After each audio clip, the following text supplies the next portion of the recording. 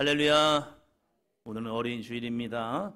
우리 자녀들에게 하나님의 거룩한 축복이 함께하는 시간이 되기를 바랍니다. 함께 믿음으로 선포합니다. 예수 믿고 천국 갑시다. 옆에 사람 바라보시면서 예수 믿고 천국 갑시다. 네. 두 번째요. 당신은 복의 통로입니다.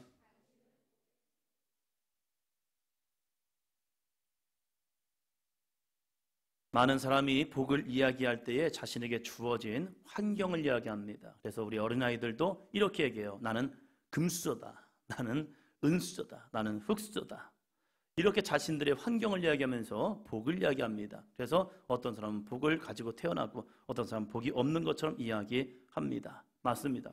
태어날 때부터 우리에게 주어진 환경적 복이 있습니다. 그러나 더 중요한 것은 내가 어느 길로 갔느냐에 내가 무엇을 선택하느냐에 따라서 복이 되기도 하고 저주가 되기도 한다는 겁니다. 그래서 내가 지금 환경이 중요한 것이 아니라 내가 지금 어느 길로 가고 있느냐. 환경보다 더 중요한 것은 내가 어느 길로 가느냐에 따라서 복과 저주가 나뉘고 있다는 겁니다. 그래서 모세는 우리들에게 이렇게 이야기합니다. 신명기 11장 26절로 28절입니다. 내가 오늘 복과 저주를 내 앞에 두나니 너희가 만일 내가 오늘 너희에게 명하는 너희의 하나님 여호와의 명령을 들으면 복이 될 것이요 너희가 만일 내가 오늘 너희에게 명령하는 도에서 돌이켜 떠나 너희의 하나님 여호와의 명령을 듣지 아니하고 본래 알지 못하던 다른 신들을 따르면 저주를 받으리라. 아멘. 이렇게 말씀하고 있다는 거예요. 복이란 것은 우리에게 처음부터 주어지는 것도 있지만 더 중요한 것은 내가 어느 길로 가느냐. 이 26절에 보니까 복과 저주가 어디 앞에 있대요? 너희 앞에, 내 앞에 있대요. 내게 복의 길이 있고 저주가 있다는 거예요. 내가 지금 어느 길로 가느냐. 근데 그건 어렵지 않아요. 내가 복을 만드는 게 아니라 27절에 보니까 이렇게 말씀합니다. 너희가 만일 내가 오늘 너에게 명하는 너희의 하나님 여호와의 명령을 들으면 복이 될 것이요. 하나님의 명령을 지키면 너는 복이 된다는 거예요. 쉬워요? 어려워요? 쉬워요. 복이란 것은 다른 게 아니에요. 내가 하나님의 말씀에 순종하여 나가면 그 사람은 복이 돼요. 그러나 28절 보니까 너희가 만약에 내가 오늘 너희에게 명령하는 도에서 하나님의 말씀에서 돌이켜서 떠나 너희의 하나님 여호와의 명령을 듣지 아니하고 하나님의 명령을 듣지 아니하고 내 생각대로 내 방법대로 내 길을 가면 그 사람은 어떻게 되느냐? 본래 알지 못하던 다른 신들을 따르며 저주를 받으리라. 하나님을 떠나는 것이 저주라고 이야기하고 있어요. 이스라엘 역사 속에서 가장 많은 것을 가지고 시작한 왕이 있어요. 어떤 사람은 힘들고 어렵게 시작한 사람도 있지만 어떤 사람은 진짜 너무나도 많은 걸 가지고 시작한 사람이 있어요. 그 사람 중에 대표적인 사람이 누구냐? 르호보암이에요. 르호보암은 솔로몬의 아들이에요. 솔로몬 아시죠? 우리가 어느 정도 그냥 하면 알아요. 지혜의 왕 하면 솔로몬이에요. 솔로몬은 아버지 다윗 시대에 얻었던 부와 명예와 영광과 많은 것을 가지고 시작했어요. 그런데 이 솔로몬은 하나님이 그에게 복을 주셔서 더 풍성하게 했어요. 그래서 다윗 왕 때보다 자신의 아버지 때보다 더 많은 것, 더 풍성한 것, 더 많은 제국을 만들었고요. 군사도 150만에서 130만 정도 되는 그런 군사가 있어요. 무지막지한 거예요. 그렇게 이 솔로몬 시대를 지나고 그의 아들 르호보암이 왕이 되었어요. 그러니까 이 르호보암은 다윗보다 솔로몬보다 더 많은 것, 그의 아버지 솔로몬 시대에 많은 것을 가지고 시작했단 말이에요. 그러면 우리는 그것을 향해서 와우 대단하다, 부럽다라고 생각할 수 있어요. 그러나 외부적 환경으로는 큰 걸로 시작했지만 르호보암이 하나님의 명령을 듣지 않고 자신의 생각과 이성을 믿고 나아가다가 멸망을 자초해요. 왜요? 내 생각을 믿었어요. 내 방법을 믿었어요. 사람을 의지했어요. 하나님의 말씀을 버렸어요. 그리고 이거 내 인생이니까 내가 하는 거야. 나 왕이잖아. 왕이면 왕이 내 마음대로 할 수 있는 거 아니야 하면서 내 마음대로 지혜로운 사람들의 말을 버리고 젊은 사람들, 나와 함께 했던 사람들, 내 마음을 흡족하게 하는 사람들의 마음을 따라서 그냥 내 마음대로 결정해버렸어요. 그래서 이스라엘이 남북으로 분열되었고 르호보암 시대는 정말로 많은 걸 잃어버린 시대가 된 거예요. 아무리 좋은 것이 주었다 할지라도 하나님의 말씀을 믿지 않고 나아간다면 사망, 멸망으로 가는 길이 됩니다. 그러나 나에게 주어진 길이 아무리 힘들고 어렵다 할지라도 하나님 말씀에 순종하여 나가면 하나님은 우리에게 은혜와 복을 주십니다. 할렐루야. 한번 더 합니다. 하나님의 말씀에 순종하면 은혜와 복이 임합니다. 옆 사람 보시면서요, 당신이 그런 사람 되기 원합니다.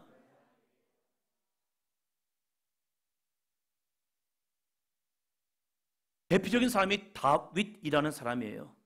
다윗은 보잘것없는 목동이었어요. 목동, 양을 치는 목동.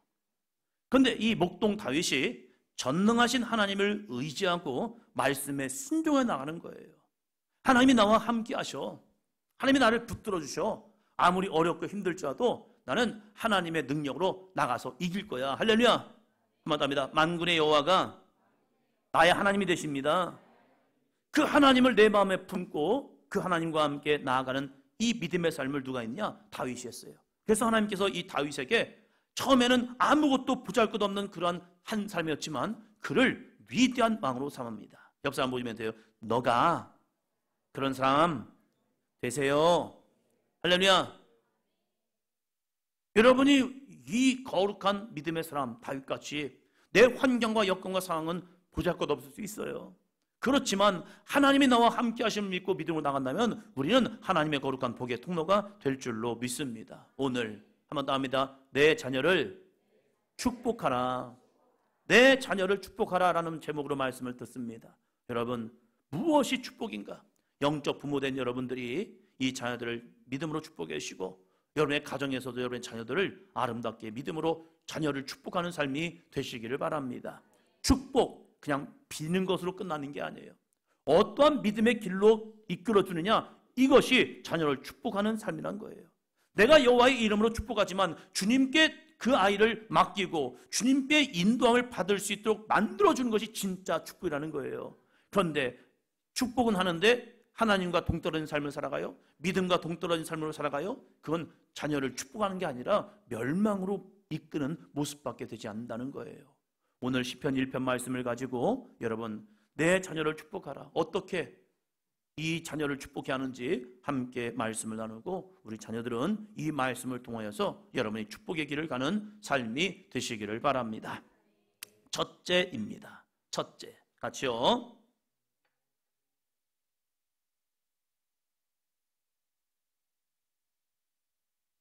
내 자녀를 축복할 때 하지 말아야 할 것을 가르쳐야 합니다. 여러분, 축복의 자녀가 되기 위해서는 먼저 피해야 할 것이 있어요. 하지 말아야 할 게 있어요. 이 시편 1편을 보면 우리에게 정말로 복 있는 사람이 누구인가를 전하고 있어요. 시편은 150편이라는 많은 시편이 있어요. 그 가운데서 이제 성경학자와 믿음의 사람들이 시편을 이제 정리를 하면서 어떤 것을 시작점으로 할까? 시작하는 거 중요하거든요. 그러면서 이들이 열심히 기도했을 거예요. 여러분이 좋아하는 시편은 무엇입니까? 한국인에게 시편 말씀 중에서 어느 말씀을 가장 좋아하세요? 라고 물어봤더니 많은 사람들이 이렇게 말했어요. 시편 23편이요. 그 내용을 보면 여호와는 나의 목자시니 내게 부족함이 없으리로다. 하나님이 나의 목자가 되어서 내게 부족함이 없도록 나를 좀 채워주세요. 왜 그러냐면 우리나라가 힘들고 어려운 시대를 살았어요. 우리 부모님 시대는 참 힘들고 어렵게 살았단 말이에요. 그래서 하나님께서 우리의 목자가 되어주셔서 우리에게 정말로 푸른 초장과 쉴만한 물가로 인도하셔서 우리를 먹여주시고 채워주시고 응답하시면 얼마나 좋을까. 그래서 먹고 사는 문제가 있었기 때문에 여호와는 나의 목자시니 이 시편을 좋아했어요. 그런데 시편 23편 이 말씀이 1편이 아니라 시편 1편에서 이것을 우리에게 전하고 있어요. 뭘 전하느냐? 복 있는 사람은 누구인가? 그러면서 우리에게 이렇게 말씀을 시작해요. 1절입니다. 복 있는 사람은 악인들의 꾀를 따르지 아니하며 죄인들의 길에 서지 아니하며 오만한 자들의 자리에 앉지 아니하고. 여러분, 속담 중에 밑 빠진 독에 져라. 그 다음에 뭐지? 물 붓기, 이런 속담이 있어요. 그죠? 밑 빠진 독에 물 붓기. 이게 뭐예요? 밑 빠진 독, 밑이 깨진 독에다가 아무리 물을 채우고 물을 채우고 물을 채워도 거기 물이 채워져요, 안 채워져요? 안 채워져요. 안 채워져요. 그러면 어떻게 하지? 더 채워볼까? 그래서 막 해봤자 나중에는 차는 것 같지만 시간이 지나면 다 빠져나가요. 무엇이에요? 밑 빠진 독에 물 붓기라는 것은요, 많은 노력과 시간을 들여도 수고했지만 보람이 없고 열매가 없는 것을 말하고 있어요. 우리가 아무리 수고하고 애썼지만 버릴 것을 버리지 못하면요, 오히려 그걸로 인해서 문제가 돼요. 복 있는 사람은 그래서 이야기를 하면서 우리가 버려야 할 것을 세 가지를 이야기하고 있어요. 한 번 더 합니다. 악인들의 꾀, 죄인의 길, 오만한 자들의 자리, 이것을 피하고 나아가래요. 먼저 악인들의 꾀가 무엇일까를 생각해 보면, 악인들, 이것은요, 사단은 우리를 끊임없이 유혹해요. 사단은 우리에게 끊임없는 생각을 집어넣어요. 그런데 이 생각이 어떤 생각을 집어넣느냐? 한번 따라해 보세요. 좋아 보이고 즐거워 보이고 재미있어 보이는 것. 자, 우리 아이들 입을 열어서, 입을 한번 열어보세요. 네, 입을 열어서 같이 따라합니다. 합니다. 좋아 보이고 즐거워 보이고 재밌어 보이는 것. 이것으로 우리를 유혹하는데 어떻게 하느냐? 여러분, 게임 할 수 있어요? 하면 안 돼요? 할 수 있죠. 할 수 있어요. 재미있게 놀 수도 있어요. 친구를 만날 수도 있어요. 여러분, 공부해야 해요? 하지 말아야 해요? 해야지요. 힘들어도 어려워도 열심히 해야죠. 그리고 취미생활도 할 수 있어요. 어른이 되면 직업도 가져야 해요. 결혼해야 해요? 하지 말아야 해요? 해야죠. 힘들어도 어려워도 해야 하는 거예요, 결혼은. 왜요? 이 결혼은 하나님의 거룩한 축복의 시작이기 때문에 그래요.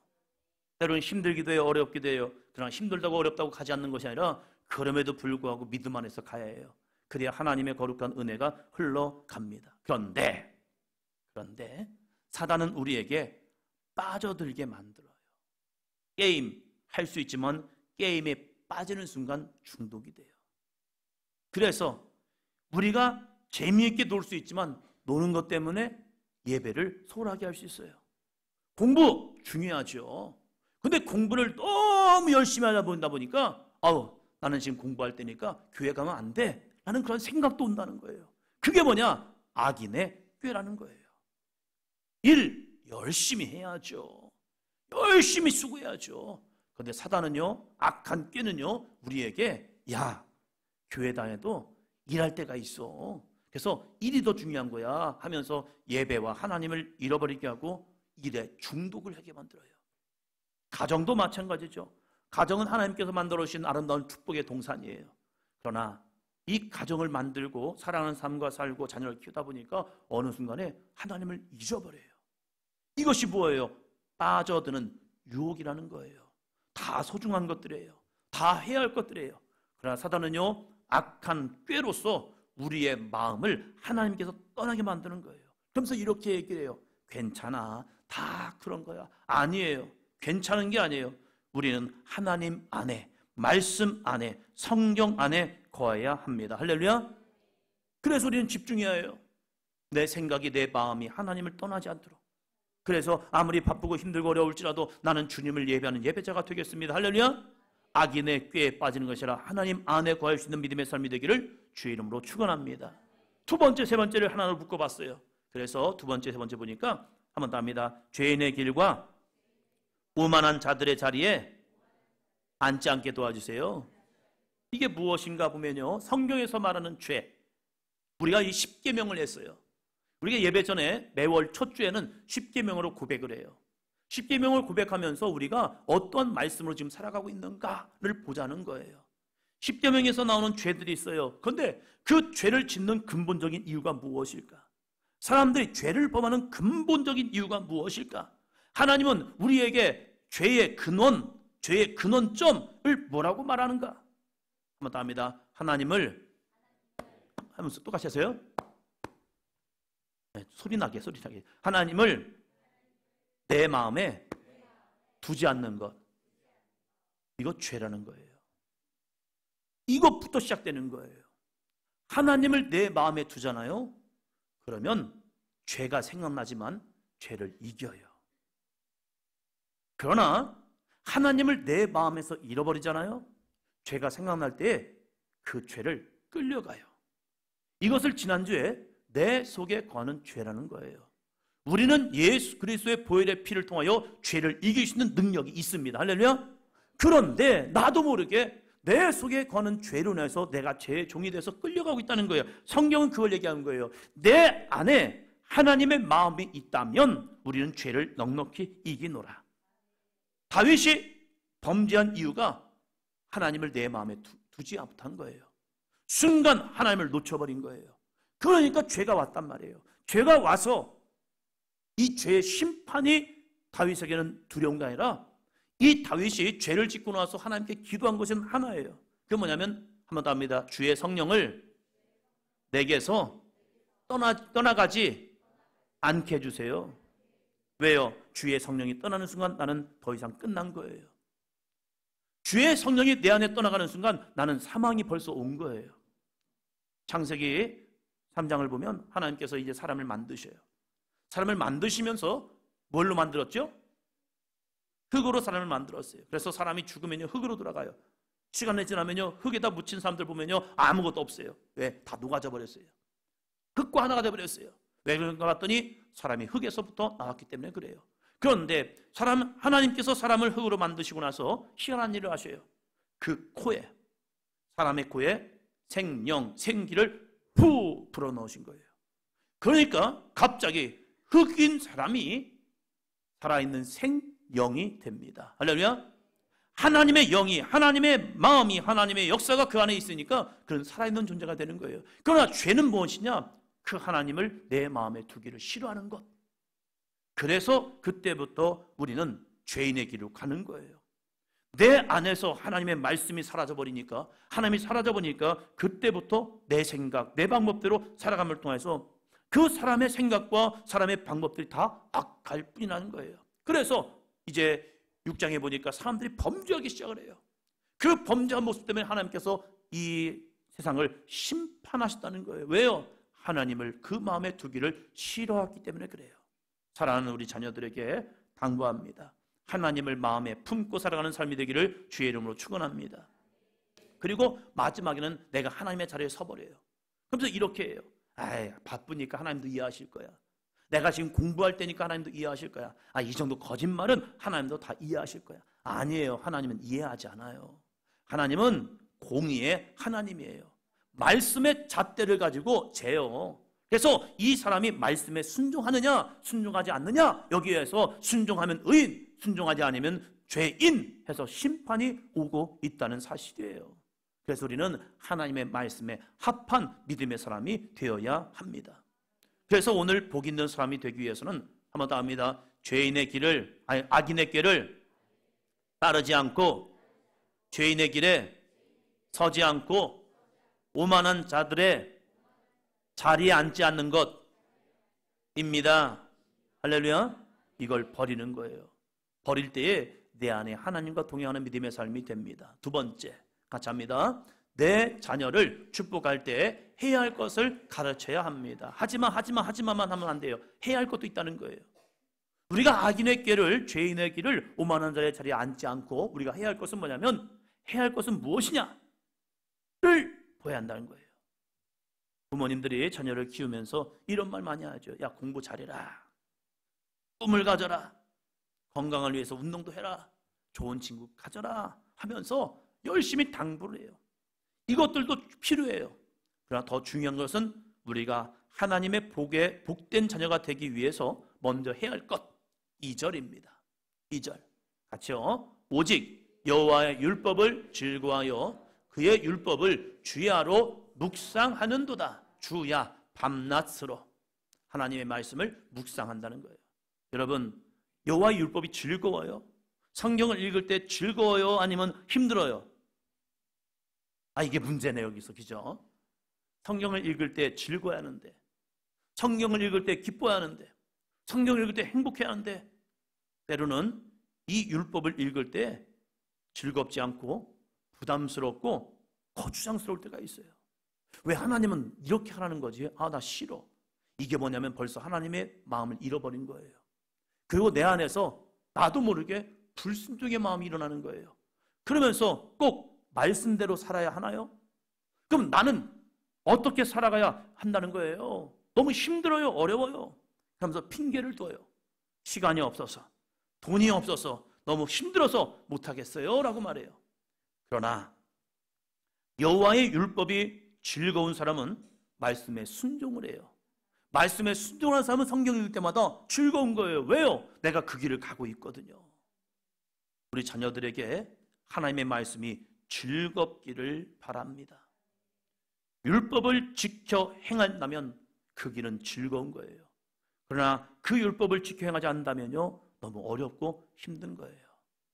즐거운 사람들은 성경을 읽어요. 옆에 자녀들에게 물어봅니다. 너 성경 읽고 있지?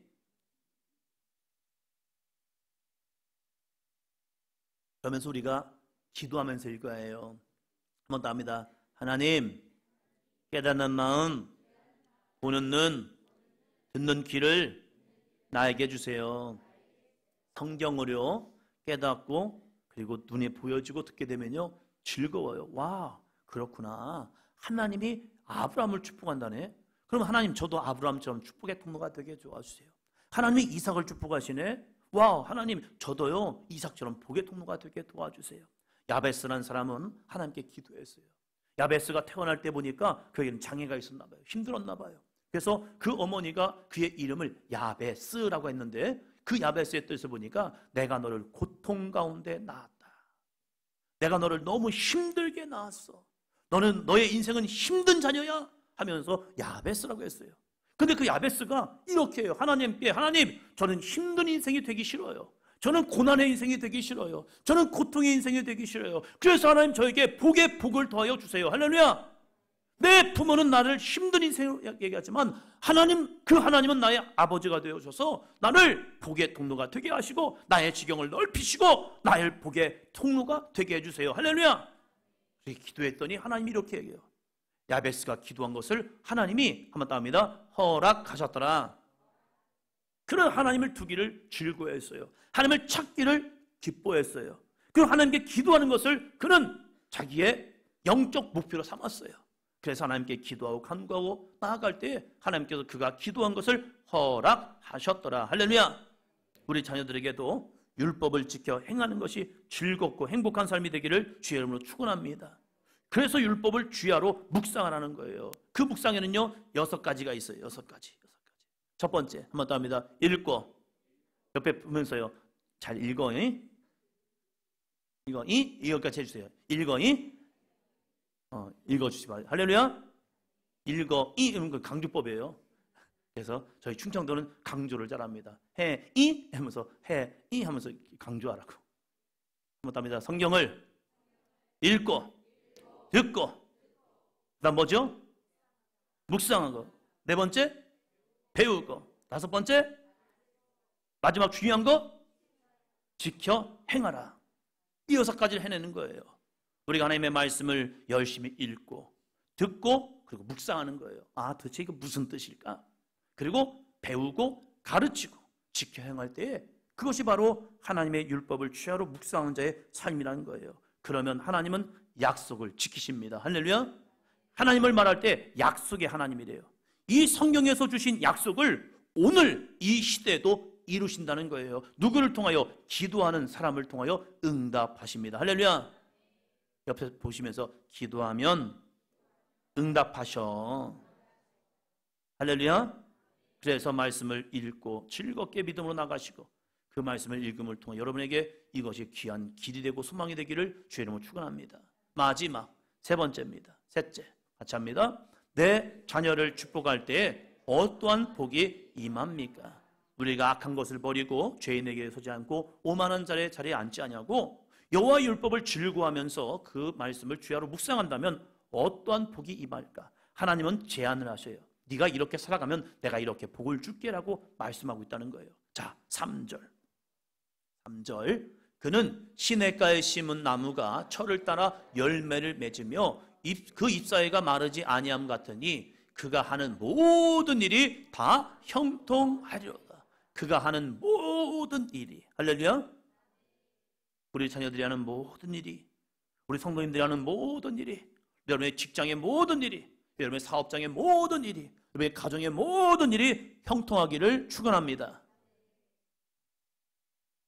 시냇가에 심은 나무에게는 두 가지가 있기 때문에 그래요. 두 가지가 뭐냐? 비옥한 흙과 풍부한 물이요. 나무에게는 이 두 가지만 있으면 태양은 똑같이 올라오니까, 해는 똑같이 비치니까 내가 어디에 심겨져 있느냐에 있어서 그 식물은 달라져요. 그에게, 식물에게 비옥한 흙이 없다면, 풍성한 물이 없다면 말라 죽어요. 그리고 영양분이 없어서 죽어버린단 말이에요. 그러나 비옥한 흙과 풍성한 물이 있으면요, 거기에서 풍성한 열매를 맺어요. 그래서 성경은 말합니다. 철을 따라 열매를 맺으며 그 잎사귀가 마르지 아니함 같으니 라고 말해요. 여러분에게도 이 은혜가 있기를 주의 이름으로 축원합니다. 비옥한 흙은 뭐예요? 하나님의 말씀이에요. 풍성한 은혜는, 풍성한 물은 뭐예요? 성령이 주시는 은혜의 거룩한 담비예요. 우리가 말씀을 가지고 주님 앞에 기도하고 성령의 충만을 받는다면 우리에게는요, 하는 일이 형통하게 됩니다. 할렐루야. 그래서 하나님의 말씀을 즐거워하고 주야로 묵상하는 자에게는 한번 더 합니다. 은혜를 주십니다. 꿈과 소망을 주십니다. 지혜와 명철을 줍니다. 또한 하나님을 의지하고 하나님과 함께하는 삶을 살아갈 수 있는 믿음의 삶이 됩니다. 하나님 말씀으로 선포하고 기도하며 나아갈 때에 모든 하는 일이 형통의 은혜가 주어져요. 그것은 내가 능력이기 때문이 아니라 하나님께서 나의 아버지가 되기 때문입니다. 하나님께서는 우리에게 하나님을 이렇게 부르래요. 맞답니다. 하나님, 아버지. 목사님이 어렸을 때 이 생각을 했어요. 우리 아버지 있는데. 우리 아버지 있는데. 근데 하나님이 성경에서 보니까 하나님을 아빠, 아버지라고 부르라는 거예요. 왜 그러지? 그것은요, 자녀에게 자신의 귀한 은혜를, 축복을 나눠주고 싶은 거예요. 그래서 하나님을 아빠, 아버지라고 부르라는 거예요. 목사님의 아빠는 정말로 가난하고 힘든 삶을 사셨어요. 그런데 하나님께서, 전능하신 하나님께서 이렇게 하는 거예요. 너는 내게 구해봐. 네가 나의 자녀가 됐기 때문에 내가 너에게 응답해 줄게. 할렐루야. 그래서 우리는 하나님께 이렇게 기도한 거예요. 한번 따면 하나님 아버지. 하나님 아버지. 자, 시작. 하나님 아버지. 이렇게 하는 거예요. 하나님 아버지. 그러면 그 하나님께서 우리의 이 기도 가운데 응답하신다는 거예요. 오늘 내 자녀를 축복하라. 이 축복은 내가 한다고 되는 건 아니에요. 그러나 하나님께서 주신 은혜의 말씀 앞에서 우리가 정말로 복 있는 사람이 되기 위해서 하나님, 이 자녀들이 악인의 길을 따르지 않게 하시고 죄인의 길에 서지 않게 하시고 오만한 자의 자리에 앉지 않게 하시고 여호와의 율법을 즐거워하며 그 율법을 주야로 묵상하게 도와주시옵소서. 이렇게 축복하는 거예요. 말씀으로 이 자녀들을 인도하면요, 하나님은 반드시 이 자녀들을 의의 길로, 믿음의 길로, 축복의 길로 인도하여 주실 줄로 믿습니다. 한번 더 합니다. 내가, 너가, 우리가, 할렐루야, 함께 하나님의 나라를 이루며 나아가는 아름다운 복이 되기를 축원합니다.